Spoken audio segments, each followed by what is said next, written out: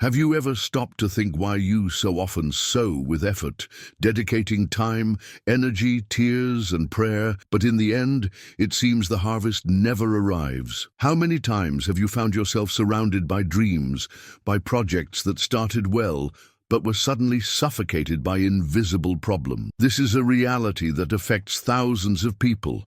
And perhaps it's exactly your pain right now, the feeling that something is stealing what you so desperately hope to harvest. And this is where the parable of the sower becomes not just an ancient story told by Jesus, but a direct reflection of your life. Because just as a field can be full of good seeds, but surrounded by hidden enemies trying to prevent growth, your life is also constantly under attack by forces you often don't even realize. Imagine the scene. Jesus standing before a crowd of simple men and women, farmers, fishermen, entire families searching for answers. He decides to speak about seeds, soil, and harvest because he knew everyone there understood the power of the earth and the timing of planting. But behind the simple words lay a profound spiritual secret, the revelation that the human heart is like a field, and everything planted in it can bear fruit or be destroyed, depending on how it is prepared. This parable connects directly with your routine, your work, your faith, because it reveals that it's not enough to simply plant. You need to understand what's around you, the invisible enemies that silently attack, stealing your strength and your result. Now think about the times you've worked so hard for something, but it seemed like everything was working against you. You studied, dedicated yourself, did your part, but the opportunity vanished, the relationship fell apart, the business didn't progress. Your motivation suddenly vanished. It's as if invisible birds had come to steal the seed before it even germinated, like stones hidden underground, suffocating the roots, like thorns growing around and sucking all the energy from what should have flourished. This isn't just coincidence. It's what Jesus warned about. There are forces working silently to steal, suffocate, and destroy the harvest God planned for you. And here's the crucial point. These enemies often don't appear clearly. They don't knock on your door announcing they've come to steal your harvest. They hide in small distractions, in friendships that don't edify, in thoughts of doubt that arise when you least expect it, in feelings of weariness that make you give up just before achieving victory. They are invisible, but extremely powerful enemies who know exactly where to strike. In the soil of your heart, in the place where the seeds of your dreams and the Word of God are sown. So before we continue, I want you to reflect. Has your life been marked by the harvest you expected or by losses you can't explain? Have you allowed these invisible enemies to steal your peace, your hope, your faith, and your courage? As you ponder this, I'll show you how to identify each of these spiritual attacks and how to protect what you've so painstakingly planted, because your harvest can't continue to be stifled without you realizing why. When Jesus told the parable of the sower, he wasn't just teaching about the agriculture of that time, but revealing spiritual secrets that apply to this day, including in your life. Every detail he mentioned carries profound meaning, because he spoke of seeds that represent the word, soil that represents the human heart, and enemies that appear precisely to prevent the harvest. And do you know what this shows us? That there's an invisible battle taking place every day, right where you are, in the midst of your routine, amid your choices, and this battle decides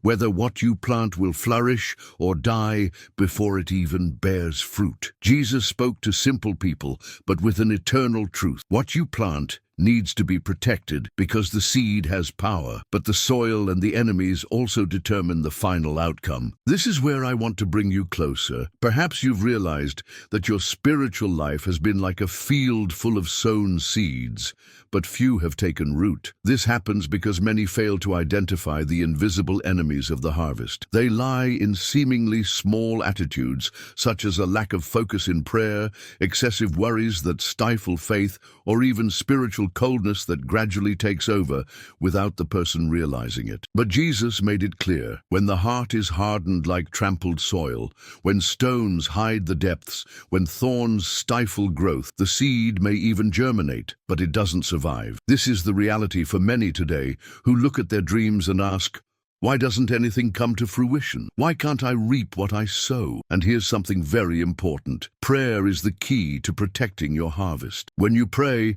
you're surrounding your seeds with God's presence, declaring that birds won't have the power to steal them, that stones won't have the strength to choke them, that thorns won't have the space to dominate. Therefore, I invite you to leave your prayer request here in the comments. Write simply, share which area of your life you feel is being attacked, and together we'll pray. Because this isn't just a video, this is a community of faith where each comment becomes a seed sown before God. Don't be shy. Write in the comments, I need prayer for my harvest, or even your specific request, because I believe that each word of prayer has the power to change destinies. And I'll go further. In addition to your request, also leave an amen to agree with those who are asking, because when we unite in prayer, heaven moves. You are not alone in this battle, and each person who comments here will be contributing to creating a circle of intercession. This is a space where faith is strengthened, where the impossible becomes possible, and where invisible enemies begin to fall. And if this message already resonates with you, don't forget to like it, because that allows the word to reach even more people. Also, subscribe to the channel and activate the bell,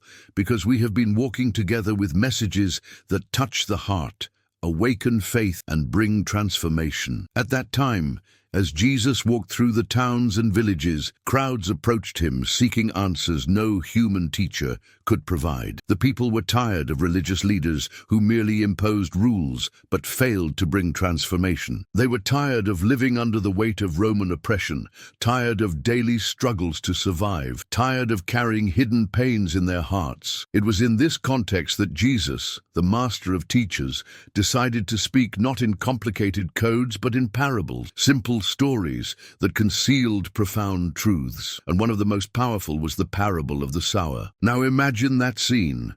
A crowd by the sea, the sun shining on the water, entire families gathered, men and women who stopped everything to listen to the one who spoke as no one had ever spoken before. Jesus climbed into a boat so that everyone could see him and hear his voice, and there, before hearts hungry for guidance, he began to tell of a man who went out to sow. This sower, according to the parable, scattered seeds on different soil. Some fell along the path where the soil was hardened, trampled, and closed to receive something new. And soon the birds of the air came and stole those seeds before they even had a chance to germinate. Others fell among rocks where there was some soil, but not enough for them to take deep root. They sprouted quickly, but when the sun came up, they withered and died, because they lacked depth. Some seeds even fell among thorns, and as they began to grow, they were choked out by those plants, competing for space and nutrients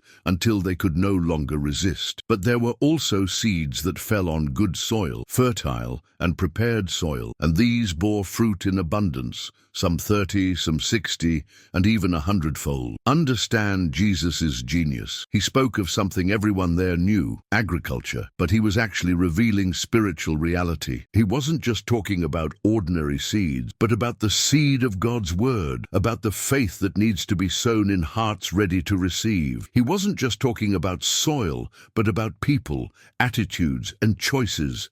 And he made it clear, the destiny of each seed depends not only on the sower, but mainly on the soil in which it falls. This parable isn't about plants, it's about life, it's about choices, it's about faith. How many times have you been that hardened soil that wouldn't let the seed penetrate? How many times have you been the rocky ground that welcomed with joy, but gave up at the first hurdle? Or perhaps you were the thorny soil, allowing life's worries and distractions to suffocate what God wanted to do. But if you are good soil, if you prepare your heart, nothing can stop your harvest from multiplying. Now imagine with me the impact those words had on that crowd. Simple people, accustomed to working with the land, began to realize that the story went far beyond planting. They began to understand that Jesus was speaking about themselves, their hearts, their dreams, their spiritual journey. Every glance fixed on him reflected amazement,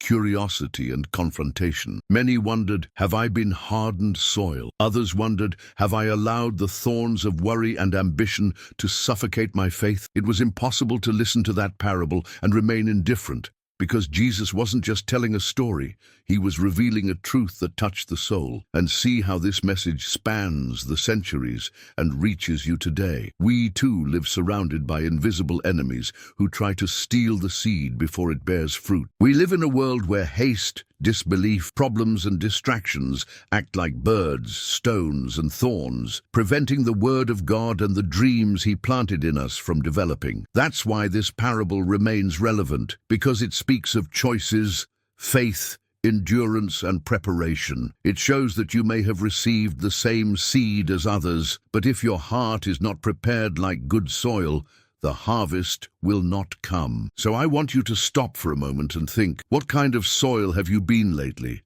Has your life been hardened by past pain, disappointments, and the wounds you still carry? Have you been shallow soil, even starting out excited but giving up when faced with difficulties? Or have you let the thorns of anxiety, fear, and the pressures of this world suffocate the faith and purpose God planted in you? These questions are not just for reflection, but for confrontation, because the invisible enemy of your harvest may be at work right there without you realizing it. And this is where I want you to interact with me, right here in the comments. I want to be good soil. Declare this as a choice, as a spiritual attitude, because the word has power when it is spoken. Also, if this message is touching your heart, leave a like so this seed can reach even more lives, and subscribe to the channel, because each video is a new opportunity to strengthen your faith and prepare your heart to be a fertile field before God. And don't forget, also write your prayer request, because together we will pray that your harvest may be preserved and multiplied. When Jesus spoke of the seed that fell by the wayside and was stolen by the birds, he was revealing something very profound. There are invisible enemies that act quickly and silently, stealing the word before it even finds a place in the heart. These birds represent everything that comes from outside to steal your faith. Think about how many times you've received a powerful word, felt hope, decided to change, but then someone hurled a negative word, a criticism, a joke, or even a painful memory that nullified everything you'd received. It's as if, in a matter of minutes, that which should have given you life was ripped away. This is the most subtle and most common attack, when you're filled with expectation, and a circumstance, a voice, or even a thought makes everything crumble. Today, these birds can be compared to the constant distractions of social media, the fear-filled news, the voices that say, it won't work, the comparisons that steal confidence. It's the invisible enemy at work in the realm of your heart. But Jesus also spoke of the seed that fell on rocky ground. Here, the enemy didn't come from outside, but was hidden within the soil itself. The rocks represent internal barriers, emotional blocks, traumas, and a lack of depth. It's that initial enthusiasm that's soon lost because there are no firm roots. Many people experience this in their spiritual lives and also in their personal projects. They start out excited, but when the sun of trouble appears, they can't resist. And the most dangerous detail is that the rocks lie beneath the surface, often invisible. Perhaps it's an old hurt that's never been healed, a wound that prevents you from fully trusting God, or even a rush to want quick results without being willing to invest in the process. This invisible enemy manifests itself as a lack of discipline, as premature giving up, as that voice that says, you don't need to insist, it's better to stop here. It's as if your harvest were prematurely aborted by fragile roots. Another enemy Jesus pointed out was thorn. The seeds that fell among the thorns began to grow, but were soon choked out. And herein lies one of the greatest dangers of our generation. Thorns represent life's worries, fleeting pleasures, the illusions of wealth, the constant anxiety that suffocates faith. It's living with a divided heart, trying to serve God, but at the same time trapped by the pressures of the world. How many of us have seen our dreams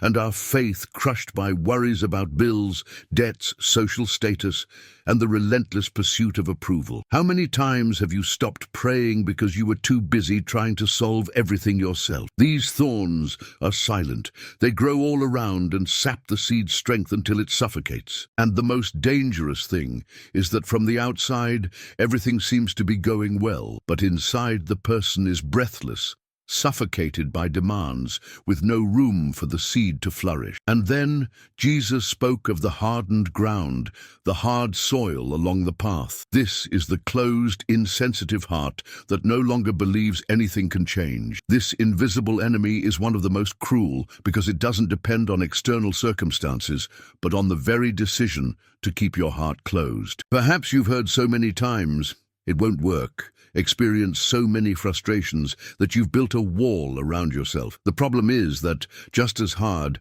beaten soil doesn't receive the seed, a closed heart also doesn't allow the word to enter.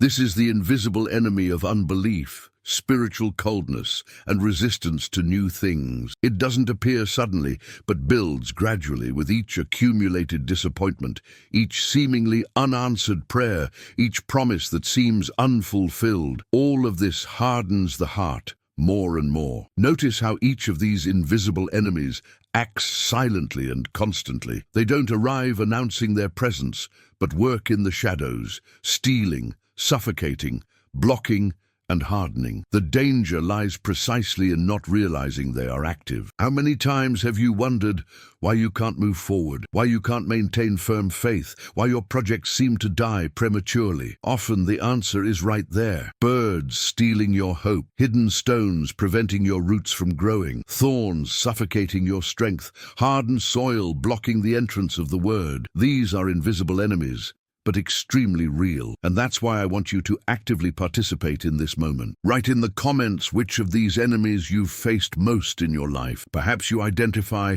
with the stones of shallowness, perhaps with the thorns of worry, or perhaps you realize that your heart has been hardened in some areas. Declare this in the comments, because putting it into words is the first step toward liberation. Also, write, "I want to overcome my invisible enemies," to mark this commitment before God and before this community. Also, don't forget to like this post so this message reaches others who also need to open their eyes, and subscribe to the channel, because each new video is another opportunity to strengthen your heart against these silent attacks. Recognizing spiritual attacks in your life is like learning to see what previously seemed invisible. You often feel something isn't right. You notice that results aren't appearing, that doors seem to keep closing, but you can't pinpoint the cause. And it's precisely at this point that the invisible enemy of your harvest acts. It acts secretly, subtly, constantly, until you begin to believe that failure is natural, that giving up is normal, that it will never work out for you. But Jesus, in telling the parable, already gave us clear clues on how to identify these signs. He showed that when the seed is stolen, suffocated, or prevented from taking root, the fruit doesn't appear. And in practice, this translates into symptoms you experience daily: sudden discouragement, frequent giving up, a lack of enthusiasm to fight for what once filled you with hope. Discouragement, for example, is one of the biggest signs that your harvest is under attack.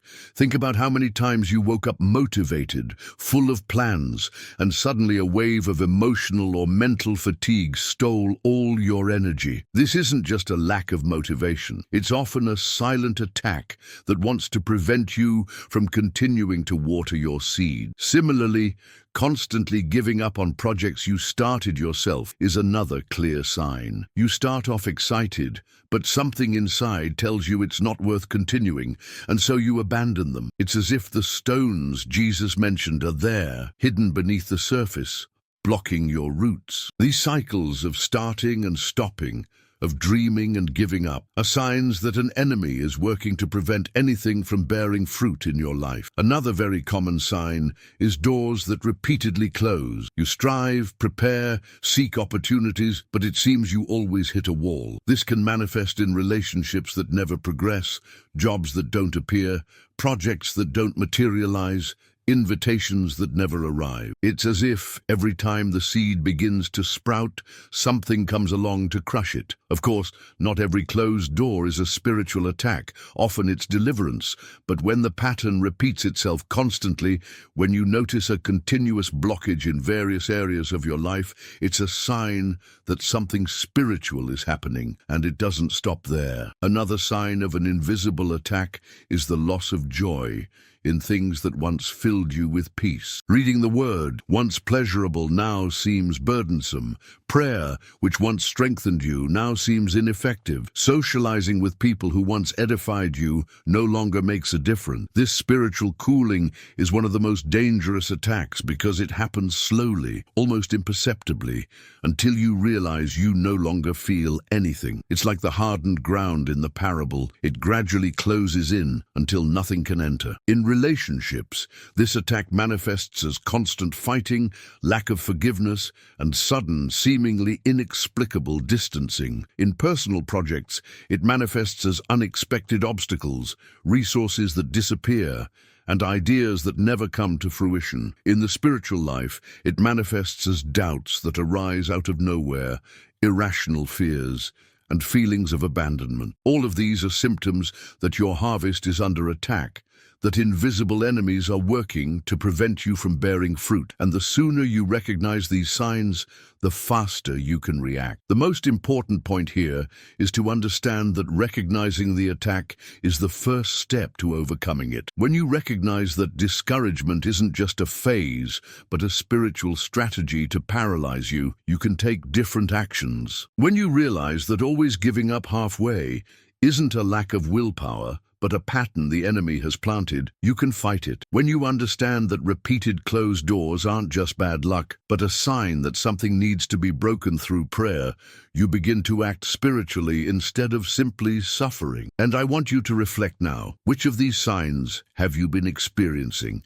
Have you been feeling a constant heaviness, an inexplicable weariness? Have your projects never come to fruition, always falling by the wayside? Have you experienced doors closing in areas that are crucial to your future? If you identified with this, write in the comments, "I recognize the signs," to declare that from now on your eyes are being opened. Also share, if you wish, which area of your life has been most attacked, because together we will pray and declare that these enemies will have no power over your harvest. And don't forget, leave your like so this message can reach others who need to open their eyes, and subscribe to the channel, because with each video, you'll receive more spiritual tools to protect your life and your purpose. We're on this journey together, and I want to see you writing here, "I will not give up on my harvest," because this declaration of faith is already the beginning of a great change. Now that you've recognized how the invisible enemies of the harvest manifest themselves,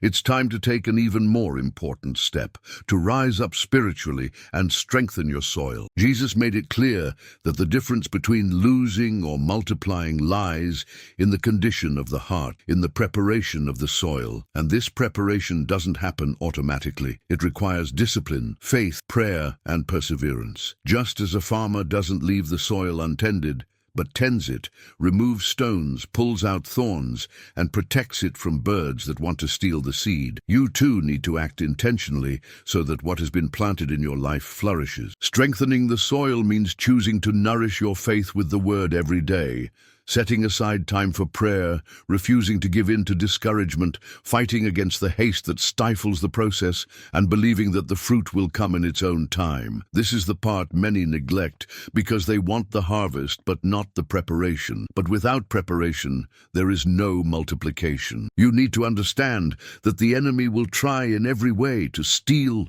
suffocate, and harden the soil of your heart. He knows that if you resist, the harvest will be inevitable, and so he constantly fights to make you give up prematurely. But here's the truth. When you remain steadfast in prayer, when you don't give up persevering even in the face of difficulties, you are shielding the field of your life. Prayer is like a spiritual fence around your seed. Perseverance is like water that keeps the earth moist. Faith is like the sun that warms and strengthens growth. All of this is part of a process that cannot be interrupted. Many even receive the seed, but because they don't care for the soil, they don't see the results. And perhaps you've already identified with this. You've started something with enthusiasm, but didn't nurture it with discipline, and so you lost along the way. The good news is that there's always time to restore the soil and start over. Even if you still feel like your harvest has been stolen, it doesn't mean it's over. Jesus specializes in restoring what seemed lost. He can multiply seeds that seemed dead, bring life to dry ground, transform stones into fertile soil, and uproot thorns that suffocated your growth. But for this to happen, you need to make a decision. No longer easily hand over your harvest to the enemy. It's time to fight, to take a stand, to declare with faith that you will protect what God has placed in your hand. Because the harvest doesn't come only from the seed, but from resistance against attacks. It's when you insist, pray, believe, and continue, even without seeing immediate results, that the miracle begins to unfold underground, invisible to the eye but powerful in the spirit. And perhaps you're wondering, but how do I get started? What can I do practically? The answer lies in small, daily steps. Read the word even when you don't feel like it, because it nourishes your faith. Pray even when silence seems the only answer, because prayer strengthens the heart. Persevere in your projects. Don't give up halfway, because the enemy will always try to stop you before the harvest. Choose who you associate with, because toxic environments are like thorns that suffocate your dreams. Discipline your mind, because thoughts of doubt are like stones that prevent deep roots. Every small choice is a way to strengthen your soil. And when you do this, you are building a barrier against invisible enemies. That's why I want you to take a stand now. Write in the comments, I will protect my harvest. Declare it as a decision, as a spiritual commitment. And if you want to go further, also write what harvest you're expecting. It could be your family, your relationships, your finances, your health, or your faith. Share it, because when you write, you're putting into words what the enemy can no longer steal in silence. And we'll pray together, because I believe this is a time of restoration, a time when God will multiply the seeds you've planted with tears and will give you abundant fruit. And before we continue, I want to reiterate, please like this video, because each like helps this message reach more people who also need to protect their harvest. Subscribe to the channel and activate the bell, because here you will constantly receive words that nourish your faith, strengthen your heart, and teach you how to position yourself spiritually against invisible attacks. Together, we are stronger, and I want you to feel part of this community. So don't forget, right here, I will protect my harvest, because this declaration is more than a comment. It is an act of faith, a spiritual key that opens the way for real transformation in your life. If you felt God's voice speaking to you through this video, don't let that seed rest here. Subscribe to the channel now, because together we will continue this journey of faith and transformation. And look, if you made it to the end, I want to thank you from the bottom of my heart and challenge you to write the following phrase in the comments: I heard the voice of God, because it will publicly declare what happened within you at that moment. Also, leave your like, because it will help this message reach even more people who need to hear what you heard today. And don't leave without continuing to be nourished by the word. The next video is already appearing here on the screen. Click on it and allow God to continue speaking to you in an even deeper way.